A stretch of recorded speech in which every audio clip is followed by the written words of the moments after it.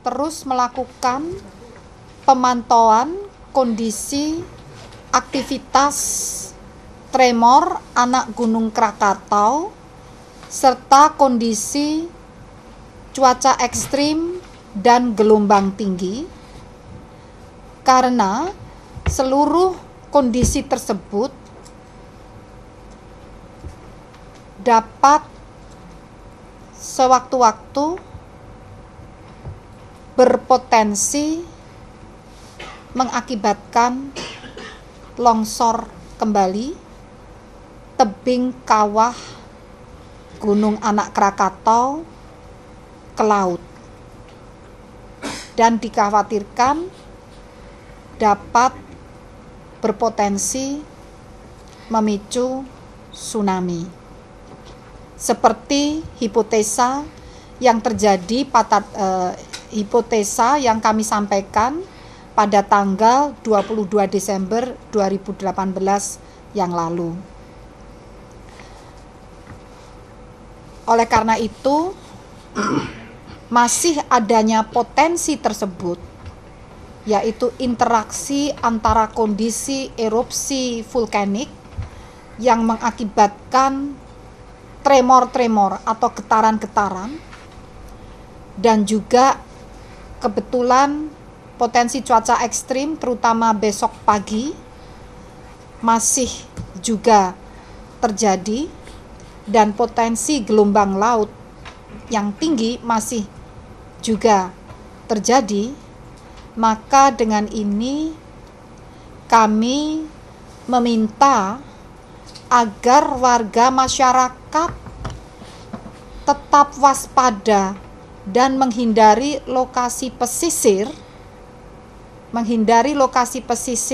atau pantai dalam radius 500 meter sampai dengan 1 kilometer.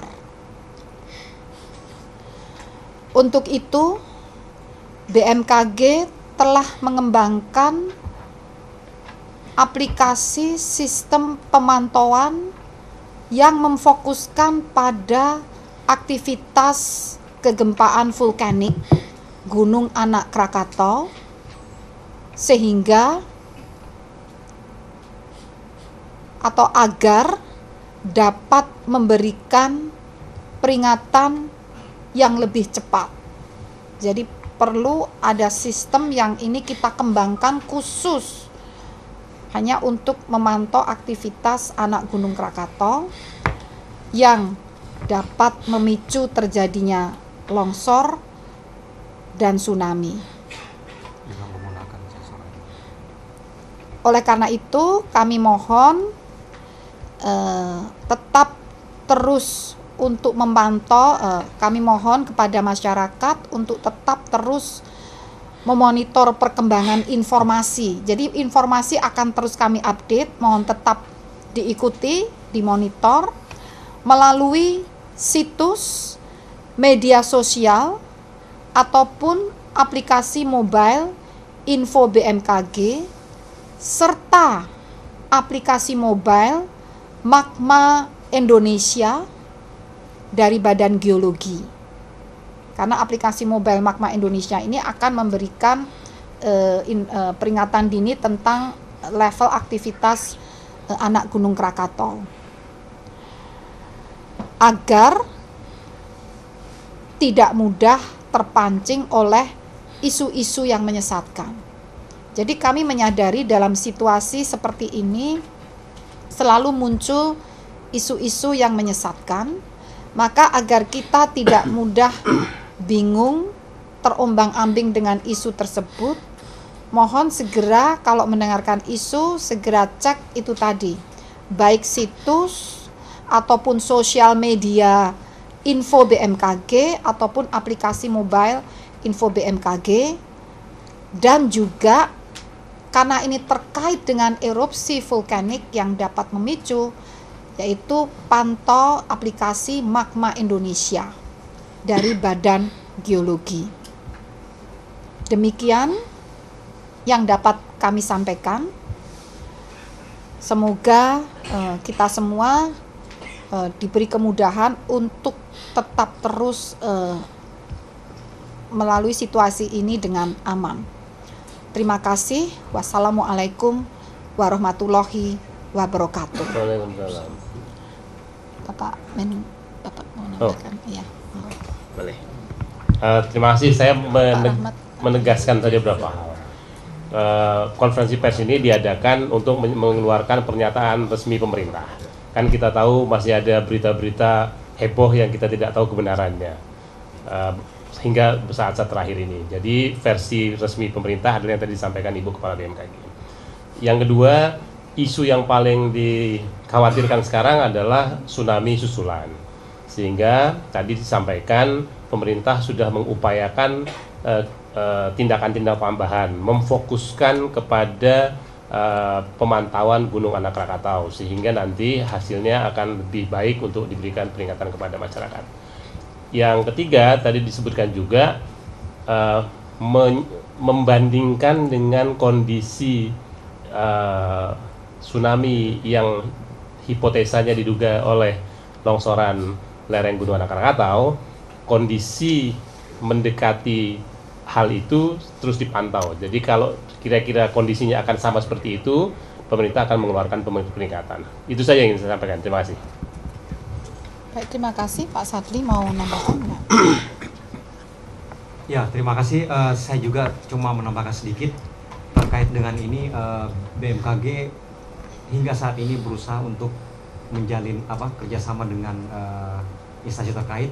Salah satunya adalah Pusat Vulkanologi, Badan Geologi, Kementerian SDM, dan sebagaimana disampaikan tadi bahwa kami BMKG telah mengembangkan salah satu aplikasi aplikasi untuk memfokuskan kepada monitoring atau pemantauan Gunung Anak Krakatau dengan menggunakan sensor-sensor yang dimiliki oleh BMKG. Dalam hal ini ada 6 sensor yang di Sumatera, di Lampung ada 3, kemudian di daerah Jawa ada 3, jadi 6 sensor. Segitiga merah. Di sini nih. Segitiga merah itu. Ini kita lihat ada di Liwa, ada di daerah Sumatera, kemudian ada di Lampung, kemudian ada di Cigelis, ada di yang atas itu, yang pokoknya ada 6 gitu yang kita pakai. Kita manfaatkan apa yang ada gitu. Jadi milik BMKG yang ada di sekitar Krakatau itu kita manfaatkan untuk sebagai masukan untuk aplikasi yang disebut INASAIS. Saya pikir nanti detailnya mungkin Pak Kapus bisa mau menjelaskan cara kerja sistem secara singkat gitu ya, mungkin. Terima kasih, Bu. Terima kasih, Pak. Anggap Pak. Ya. Baik, Bapak Ibu yang saya hormati. Mungkin saya ingin menjelaskan tentang teknis ya, tentang INASAIS ini, bagaimana cara kerjanya. Jadi seperti kita ketahui bahwa ini tadi disampaikan oleh Ibu Kepala Badan, ini adalah segitiga merah adalah sensor-sensor seismograf yang dimiliki oleh BMKG yang dekat dengan Gunung Krakatau. Nah, pada saat kejadian tsunami tanggal 22 kemarin, sensor-sensor ini juga merekod, namun tentunya rekodnya adalah bukan gempa bumi ya. Sekali lagi ini bukan yang terrecord oleh sensor itu, bukan gempa bumi. Dan sangat kecil memang, karena memang tidak ada manusia yang masyarakat atau orang yang merasakan adanya getaran itu. Nah, kita akan memanfaatkan seismograf ini. Nah, seperti kita ketahui bahwa saat ini masih aktivitas Krakatau masih cukup signifikan dan berpotensi juga bisa menimbulkan longsor. Karena itu dengan seismograf yang dimiliki oleh BMKG, dengan mengepung istilahnya anak Gunung Krakatau, ya diharapkan nanti bisa mencatat ya. Kalau satu sensor mencatat itu setelah di setting bagaimana dia akan mengeluarkan alarm ya. Satu sensor sekecil apapun dia akan mengeluarkan alarm. Kalau 2, kalau minimal 3, kita bisa mengetahui di mana posisi sumber getaran itu tadi ya. Kalau 3 kita tahu, apalagi kalau 6-6-nya mencatat, kemudian lebih akurat lagi sumber getaran tadi atau sumber guncangan tadi. Kalau sumber guncangannya bukan di area Krakatau, tentunya itu aman-aman saja. Tapi kalau sumber guncangannya ada di sekitar Krakatau, bahkan maksudnya di Krakatau, tentunya kita harus segera antisipasi memberikan warning ya. Nah, ini mungkin cara yang paling efektif paling tidak untuk saat ini ya, karena masih potensi longsor masih kemungkinan terjadi, sehingga dengan kita bisa memonitor gerakan itu tadi, katakanlah pada saat 22 Desember kemarin setara dengan magnitudo 3,4 ya. Nah, kalau ini nanti mungkin sekitar 3,4 atau 3,5 ke atas, bisa jadi BMKG akan memberikan warning untuk Selat Sunda. Ya, untuk sekitar Selat Sunda kita bisa memberikan warning. Ya, selama ini memang warningnya BMKG yang tektonik, ya tentunya dengan magnitudo yang cukup signifikan ya, mungkin di atas 7. Tapi karena ini mungkin dengan guncangan tidak terlalu besar bisa menimbulkan longsor, maka kita karena kasus tanggal 22 kemarin sekitar magnitudonya ada 3,4, maka mungkin sekitar itu 34, 35 ke atas kita akan keluarkan warning ya. Kita akan warning khusus hanya sekitar sekitar Selat Sunda. Nah, tentunya setelah keluar warning kurang lebih mungkin 1 jam kemudian, kalau tidak ada air laut masuk atau tidak ada tsunami, maka BMKG juga akan segera menyatakan warning dinyatakan berakhir. Tentunya ini akan menjadi kepanikan baru, atau mungkin kami berharap tidak, karena paling tidak kita jangan sampai kecolongan seperti kemarin ya, tidak ada tanda-tanda, tidak ada gempa dan lain sebagainya, tiba-tiba ada tsunami. Paling tidak dengan cara ini lebih baik kita memberikan warning, syukur-syukur tidak ada tsunami ya, masyarakat bisa lari, tapi berharap tidak ada tsunami ya. Kalaupun nanti kita monitor kurang lebih 1 jam, karena waktu tibanya itu sekitar 20-30 menit sampai di sana. Kalau sekitar 1 jam kemudian tidak ada tanda-tanda tsunami, maka kami akan segera menyampaikan bahwa warning tsunami ya, atau ancaman dari akibat entah itu longsoran atau aktivitas vulkanik dinyatakan berakhir. Ini mungkin solusi yang saat ini dengan memanfaatkan yang ada itu lebih baik daripada kita tidak memberikan warning, karena siapa tahu ya dengan kekuatan yang tidak signifikan juga bisa menimbulkan longsor kembali, karena kasus kemarin sudah membuktikan ada longsoran yang dipicu mungkin akibat aktivitas vulkanik sehari sebelumnya, kemudian adanya curah hujan yang tinggi pada akhirnya menimbulkan longsor. Demikian mungkin yang perlu saya jelaskan tentang sistem INA-SAIS ini yang baru, yang semoga ini menjadi solusi untuk memberikan warning terkait dengan di sekitar Selat Sunda. Demikian, terima kasih. Ini ada tambahan juga ya.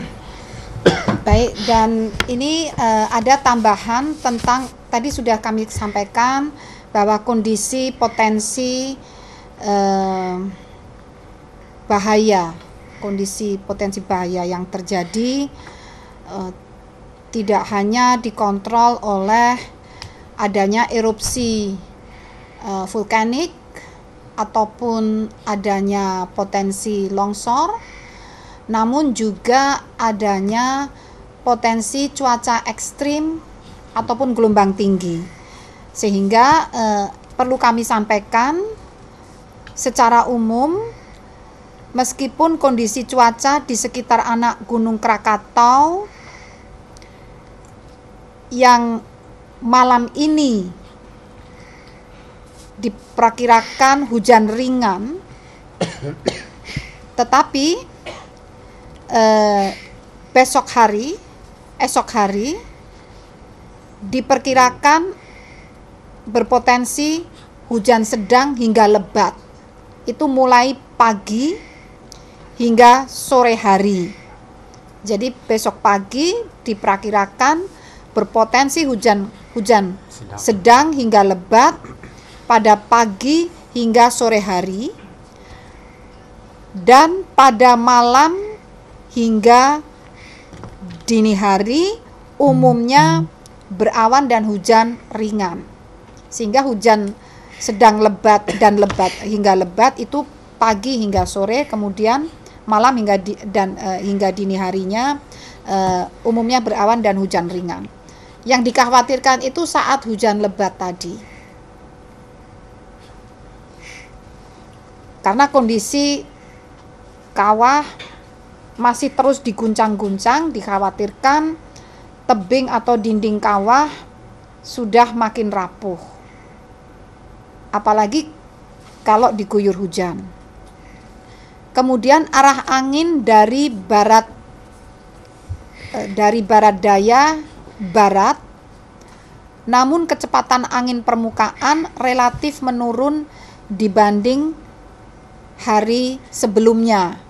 Ini untuk besok, berarti kecepatan angin relatif menurun dibandingkan hari ini. Dan besok diperkirakan kecepatan angin maksimum dapat mencapai 20 hingga 25 km per jam. Itu untuk besok. Kemudian untuk kondisi ketinggian gelombang laut di sekitar anak Gunung Krakatau, malam ini diperkirakan antara 0,75 sampai 1,5 meter. Sedangkan pada pagi hingga siang hari esok antara 0,75 sampai 2 meter. Artinya besok diperkirakan meningkat tinggi gelombangnya. Dan pada siang hingga malam hari diperkirakan ketinggian gelombang berkisar antara 0,75 hingga 1,25 meter. Oleh karena itu, sekali lagi kami meminta agar masyarakat tetap tidak panik tapi waspada, dan mohon untuk menghindari zona pesisir atau pantai pada radius 500 hingga 1 km. Artinya hindari, jangan berada pada radius 500 meter hingga 1 km. Demikian yang kami sampaikan, dan kami akan tetap terus memantau dan memberikan update informasinya ataupun peringatan dini. Terima kasih. Wassalamualaikum warahmatullahi wabarakatuh. Waalaikumsalam. Baik, demikianlah penjelasan dari Ibu Kepala BMKG, Pak Deputi Infrastruktur Pertama, Pak Deputi Bidang Geofisika, dan Pak Kapus. Apakah ada dari teman-teman yang ingin ditanyakan lebih lanjut? Silakan sebutkan nama dan dari mana. Terima kasih. Selamat malam, nama saya Ferry dari cnnindonesia.com. Tadi Ibu mengimbau masyarakat untuk menghindari pesisir dari radius 500 meter sampai 1 km. Nah, itu pesisir di mana saja Bu? Apa di sekitar daerah Banten saja, atau Lampung Selatan, atau di seluruh wilayah Indonesia yang memang BMKG kan juga ngeluarin peringatan dini gelombang tinggi?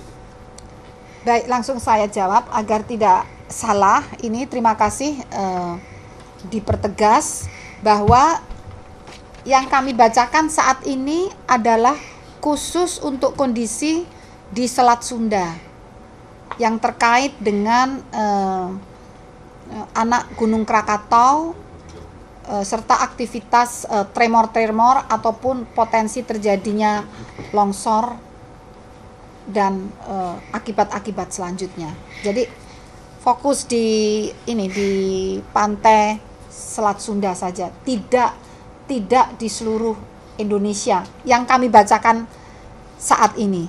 Namun untuk seluruh wilayah Indonesia kami ada peringatan dini yang sudah rutin melalui aplikasi, itu sudah ada. Pantai mana saja itu sudah ada, tapi itu kan tidak ada kaitannya dengan erupsi Gunung Anak Krakatau.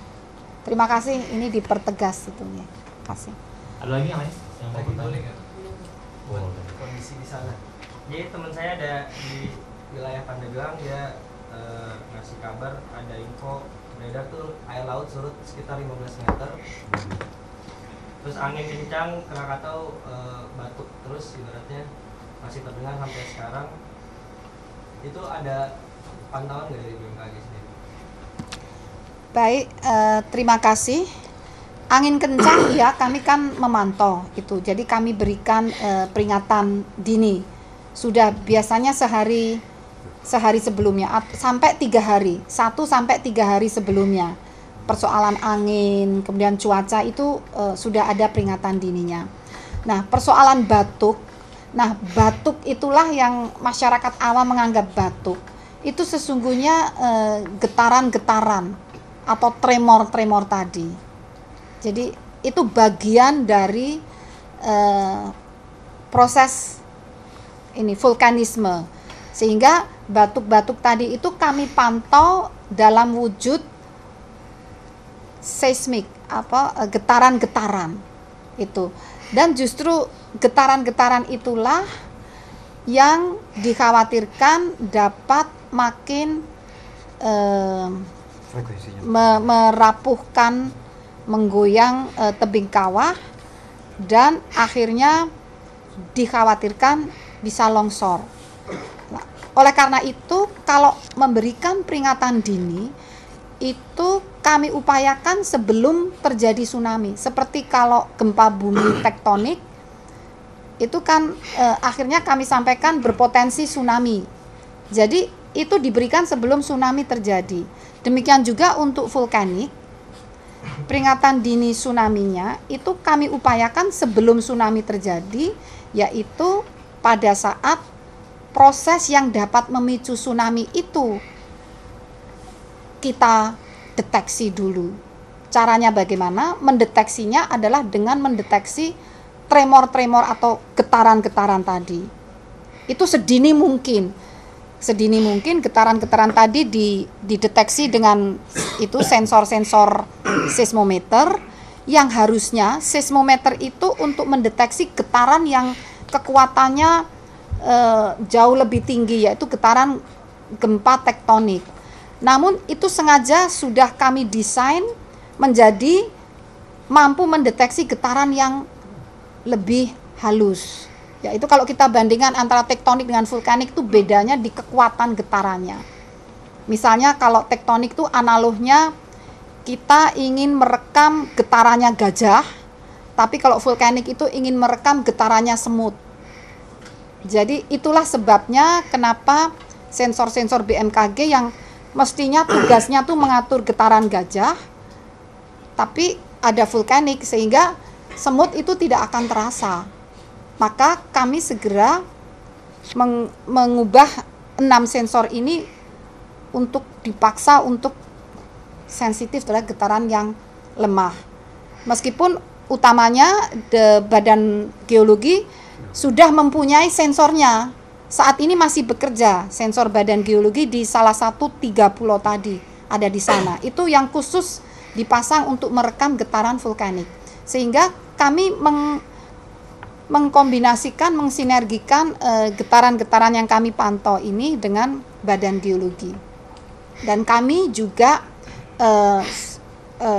menyiapkan staf kami khusus untuk ikut duduk bersama di depan pantauan sensor Badan Geologi.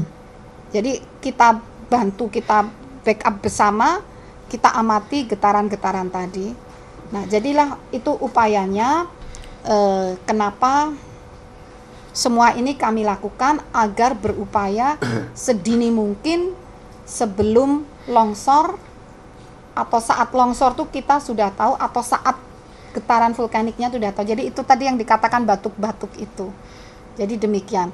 Kalau persoalan air surut itu sebetulnya tentang tsunami akibat vulkanik itu berbeda dengan tsunami akibat gempa bumi atau patahan. Memang kalau patahan itu sering diawali dengan air surut karena ada sesuatu yang terangkat gitu kan. Jadi menarik permukaan yang ada di pantai.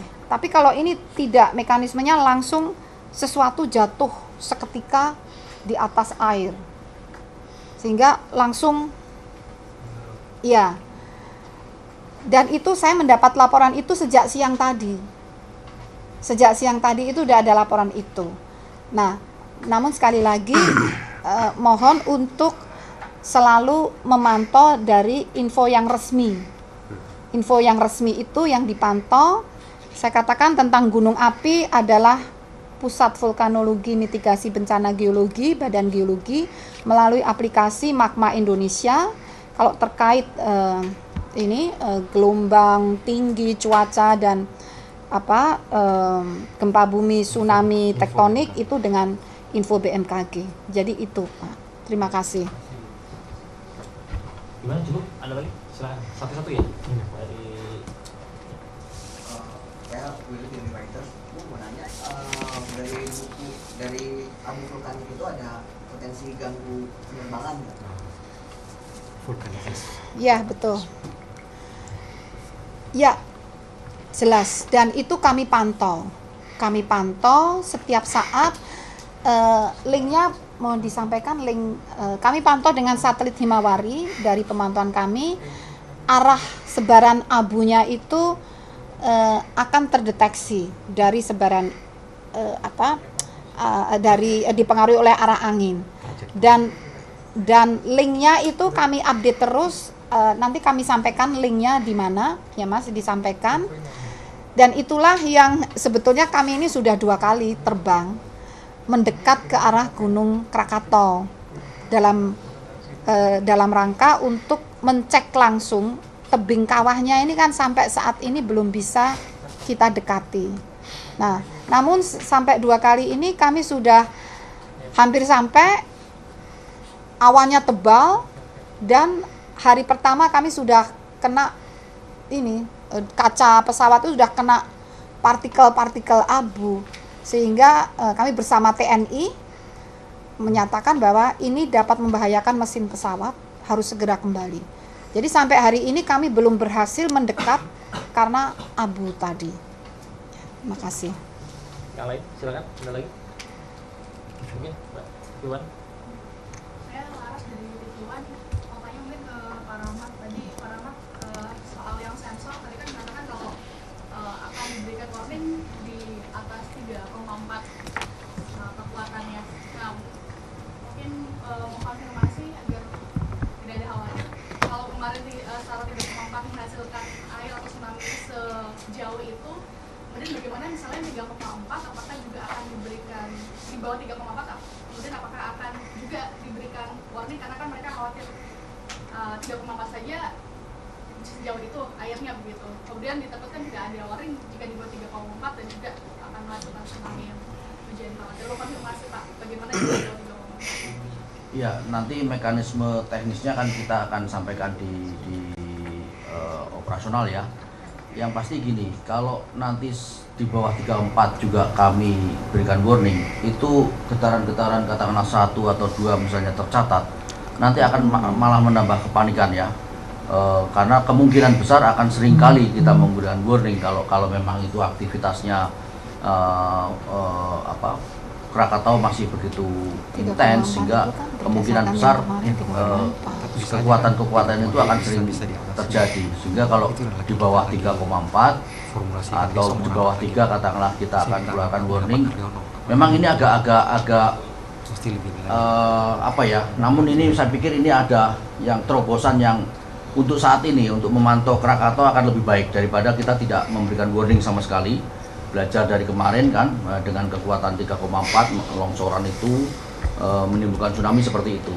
Nah, dari belajar situlah tentunya ya kita membatasin paling tidak sekitar itu. Nah, apalagi kalau lebih dari itu tentunya kita siap-siap memberikan warning ya. Sekali lagi mungkin bisa jadi ya, kita berharap sekalipun kami memberikan warning, berharap tidak terjadi ya. Mungkin dampaknya mungkin BMKG orang warning ternyata nggak ada tsunami, lebih baik seperti itu ya. Lebih baik kami hujat ternyata tidak ada tsunami-nya daripada nanti masyarakat yang menjadi korban daripada kami tidak memberikan warning sama sekali. Jadi ini kita paling tidak ini solusi yang jitu untuk saat ini, karena memang sistem ini sistem untuk memantau memberi warning akibat selain gempa bumi itu belum ada, longsor terus erupsi itu belum ada. Paling tidak dengan memanfaatkan 6 sensor yang mengepung di Krakatau dan frekuensinya diturunkan sehingga bisa mendetek dengan lebih gempa-gempa kecil, kita harapkan bisa memberikan informasi yang cepat ya kan, dan memberikan warning. Nah, tentunya tadi saya sampaikan kalau dalam waktu setelah warning keluar, katakanlah 1 jam tidak ada tsunami, kami segera harus mengakhiri, jangan sampai kepanikan berlarut-larut.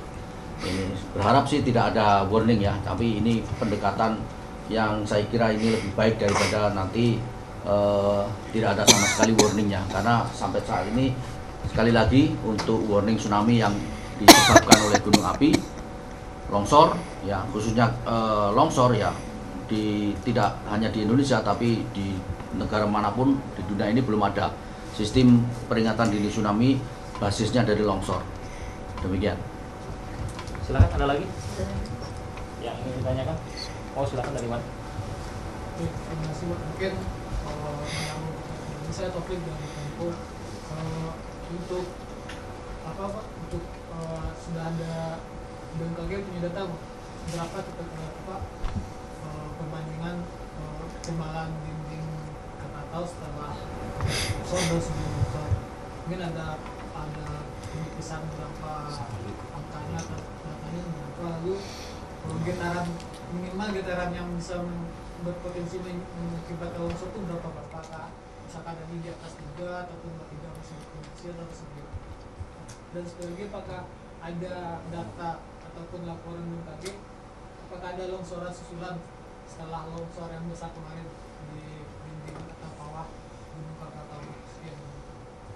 Ditujukan ke Pak Rahmat atau ke Ibu? Ini fungsi nggak? Tes. Oh, bisa. Hah? Bisa. Fungsi ya.